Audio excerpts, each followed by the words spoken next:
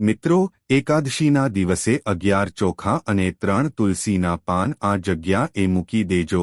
થોડાક જ દિવસમાં તમારા દીકરા કે દીકરીનો સંબંધ પાક્કો થઈ જશે. આજે આપણે એવા એક રહસ્યમય અને અજમાયેલ ઉપાયની વાત કરવા જઈ રહ્યા છીએ, જે ખાસ કરીને તેઓ માટે છે જેમના દીકરા કે દીકરીના લગ્ન વર્ષોથી અટકેલા છે. સંબંધ આવે છે પણ આગળ વધતો નથી. વારંવાર વાત તૂટી જાય છે અને હવે ધીમે ધીમે આશા પણ ઓછી થતી જાય છે. આ ઉપાય એકદમ સરળ છે, પણ તેની અસર આશ્ચર્યજનક છે. ખાસ કરીને જ્યારે એ એકાદશી જેવા પાવન દિવસે શ્રદ્ધાથી કરવામાં આવે, ત્યારે એવા પરિણામ આપે છે કે જેને લોકો ચમત્કાર તરીકે જ વર્ણવે છે. આજે જે વિધિ તમે શીખશો તેમાં તમને લાવવાનો છે માત્ર 11 ચોખા અને 3 તુલસીના પાન, અને મૂકી દેવાનું છે એ ઘરના એવા સ્થાન પર કે જ્યાં તુલસી માતાની પાવનતા અને ભગવાન વિષ્ણુની કૃપા તરત જ પ્રવાહમાં આવી શકે. મિત્રો, શું તમે પણ એ જ સંઘર્ષમાંથી પસાર થઈ રહ્યા છો જે આજકાલ ઘણી માતાપિતાની આંખોની ઊંઘ છીનવી લે છે? દીકરી સુંદર છે, ભણેલી છે, સંસ્કારી છે. દીકરો નોકરી કરે છે, જવાબદાર છે, સુપ્રશિક્ષિત છે. પણ જેટલા પણ સંબંધી આવે છે એમાં કોઈના કોઈ કારણસર સંબંધ બંધાતો જ નથી.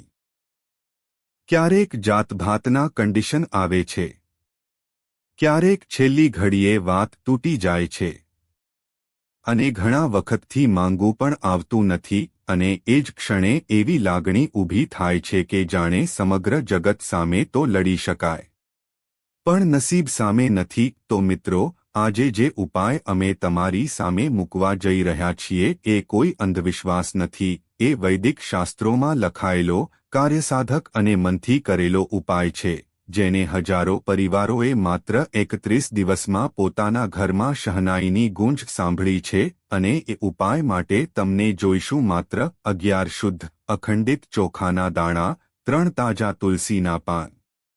પણ જવાબદારી માત્ર આ સામગ્રી સુધી સીમિત નથી.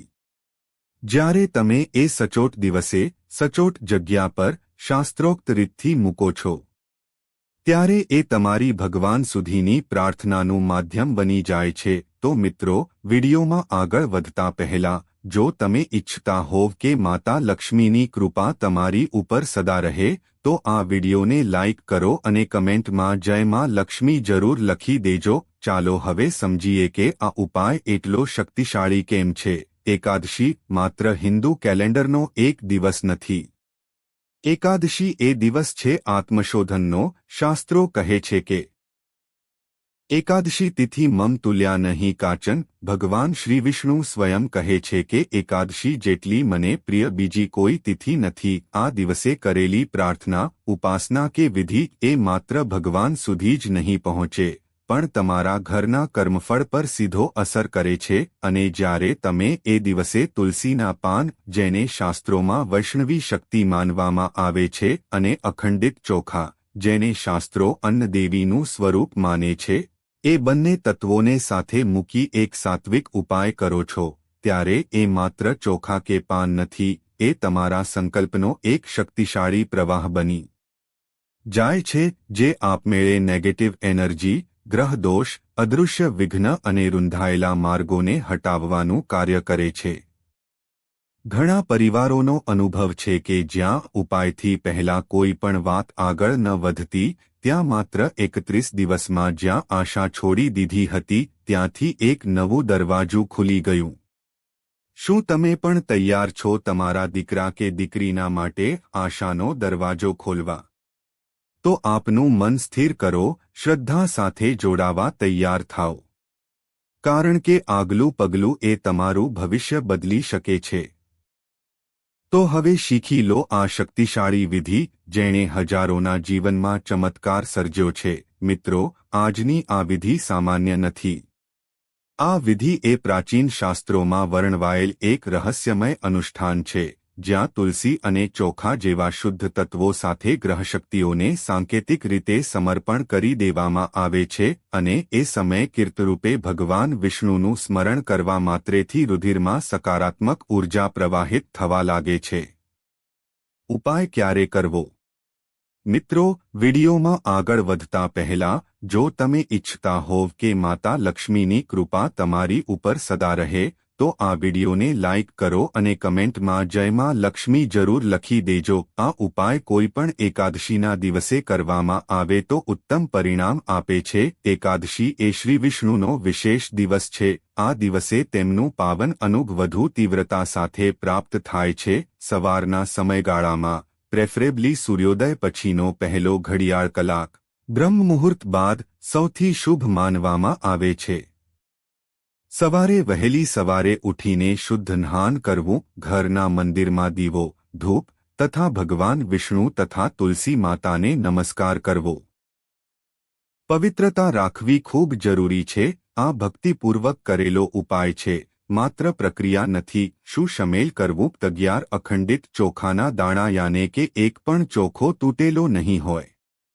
દરેક દાણું પૂર્ણ હોવું જોઈએ, કારણ કે દરેક દાણા સાથે સમૃદ્ધિ અને સંકલ્પ બાંધીને દેવતાઓને અર્પણ કરાય છે. 3 તુલસીના તાજા પાન. તુલસીને વેદોમાં સનાતન પવિત્રતાનું પ્રતીક માનવામાં આવે છે.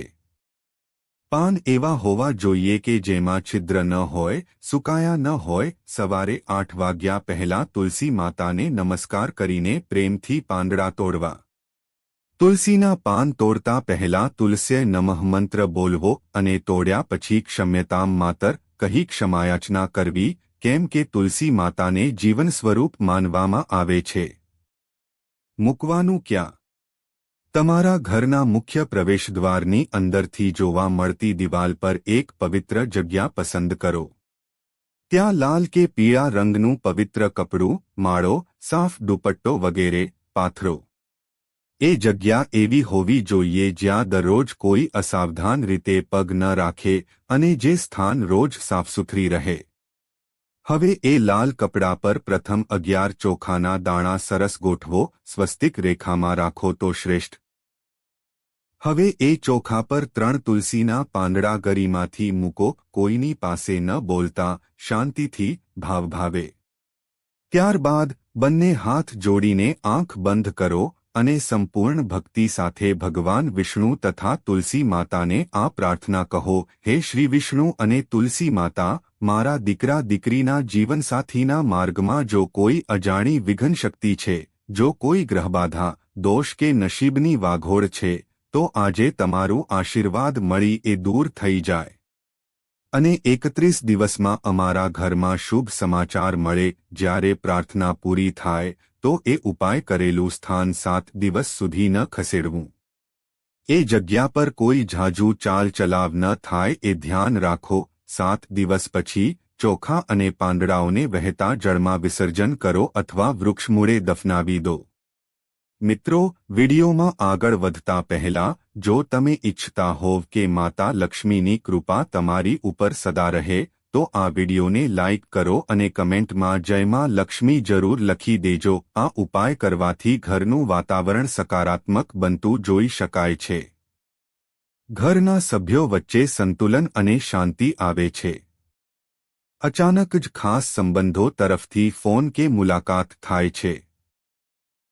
દીકરી કે દીકરાનું નસીબ સાથ આપવા લાગે છે. ક્યારેક એવું પણ બને કે જેણે વર્ષો સુધી ન પૂછ્યું હોય તે સંબંધી હવે આગળ વધે. માત્ર રાત્રે સૂતા પહેલા તમારા ઘરના ટોયલેટમાં લસણની એક કળી ફેંકવી છે. બસ એટલું જ. અને ત્યાર પછી તો તમારું જીવન બદલાઈ જશે. દુશ્મન ભલે ગુપ્ત હોય, ભલે તમને ધમકાવતો હોય, તમારા ધંધાના પાછળ પડેલો હોય, ઘરમાં ઝઘડા કરાવતો હોય, એમના માટે આ ઉપાય છે કે જે એને ઊંધું ઘસેડી નાખશે. એક જ કળી અને એ પણ ખૂબ જ સસ્તી. 5 રૂપિયાની ચીજ પણ તાંત્રિક દુનિયાની સૌથી શક્તિશાળી ઢાલ બની શકે છે તમારા માટે. મહિલા હોય કે પુરુષ, આ ઉપાય કોઈ પણ કરી શકે છે. એ લોકો પણ જે લસણ ખાતા નથી એ પણ કરી શકે છે, કેમ કે આ માત્ર ખોરાક નહીં, તાંત્રિક રક્ષણ છે. તો મિત્રો, જો તમારું જીવન દુઃખોથી ઘેરાયેલું છે, શત્રુઓ તમને દબાવી રહ્યા છે અને તમારું ધૈર્ય હવે તૂટી ગયું છે, તો એક પ્રયાસ કરો, માત્ર એક વાર. લસણની એક કળી અને તમારું જીવન દુશ્મનમુક્ત બની જશે. એ કળી નહીં, એ છે તમારું શત્રુવિનાશ મંત્ર. હવે વાત કરીએ એ રહસ્યમય અને શક્તિશાળી ઉપાય વિશે, જે શનિવારના દિવસે એક જ વાર કરો અને તમે જોઈ શકો તમારા શત્રુઓ તમારા પગે પડી રહ્યા છે. તો મિત્રો, વિડીયોમાં આગળ વધતા પહેલા જો તમે ઈચ્છો છો કે માતાજીની કૃપા સદાય તમારા અને તમારા દુશ્મનો તમારી સામે હંમેશા ઝૂકીને રહે, તો પ્રિય ભક્તો કમેન્ટ બોક્સમાં જઈને તરત જ જય માતાજી જરૂર લખો અને જો હજી સુધી તમે વિડીયોને લાઇક નથી કર્યો તો કરી દેજો અને ચેનલને સબસ્ક્રાઇબ કરી દેજો. સૌથી પહેલું પગલું શુદ્ધિનું છે. શનિવારના દિવસે તમારે તમારા ઘરમાં એવું કોઈ શાંત અને નિજવું સ્થાન શોધવું પડશે. એવું સ્થળ જ્યાં કોઈ તમારું ધ્યાન ભંગ ન કરે. એકદમ શાંતિ, એકદમ એકાંત. ઘરના સભ્યોને પણ અગર તમે કહી દો, હું ઉપાય કરી રહ્યો છું, કૃપા કરીને મને થોડું શાંતિ આપો, તો તમારું કાર્ય વધુ અસરકારક બનશે.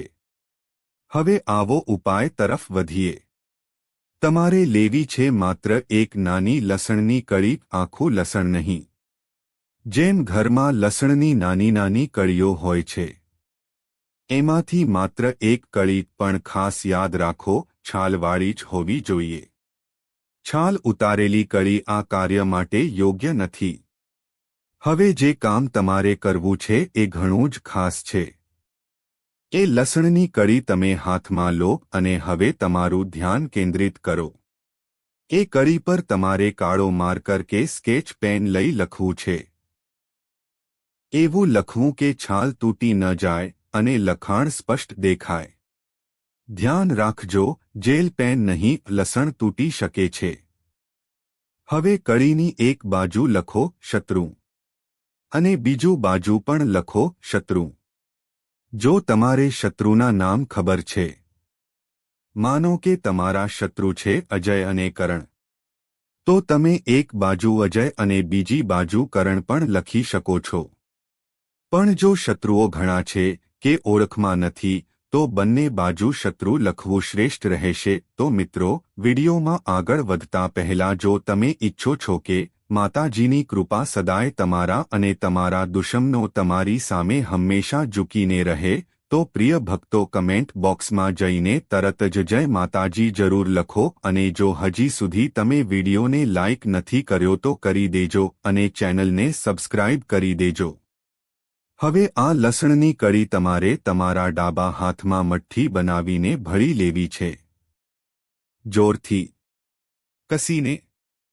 હવે તમારા મુખ દક્ષિણ દિશામાં હોવું જોઈએ. શાંતિથી બેસી જાવ અને શરૂ કરો મંત્રોચ્ચાર. આજે તમે આ તુલસી પાન અને ગુલાબજળની વિધિ અજમાવશો તો તમને જ કહેજે કે હા, હવે સમજાયું કે માં તુલસી માત્ર પૌધો નથી, એ તો જીવંત શક્તિ છે. જોઈએ તો હવે આ બંને વિધિઓ, ચોખા અને તુલસીનું મંત્ર સાથેનું ગોઠવણી અને ગુલાબજળનું પાવન યોગ સાથે મળીને તમારી યાત્રાને નવા માર્ગે લઈ જાય. તો મિત્રો, જો આ માહિતી તમને ગમી હોય તો વિડીયોને લાઇક કરી અને ચેનલને સબસ્ક્રાઇબ પણ કરી દેજો. જો તમે ઈચ્છો છો કે માતા લક્ષ્મીજીની કૃપા સદાય તમારા અને તમારા પરિવાર પર રહે, માતા લક્ષ્મીજીના આશીર્વાદથી તમે ખૂબ ઉન્નતિ કરો અને આગળ વધો, તો પ્રિય ભક્તો કમેન્ટ બોક્સમાં જઈને તરત જ જય માં લક્ષ્મી જરૂર લખો. તમારો દિવસ શુભ રહે મિત્રો. ધન્યવાદ.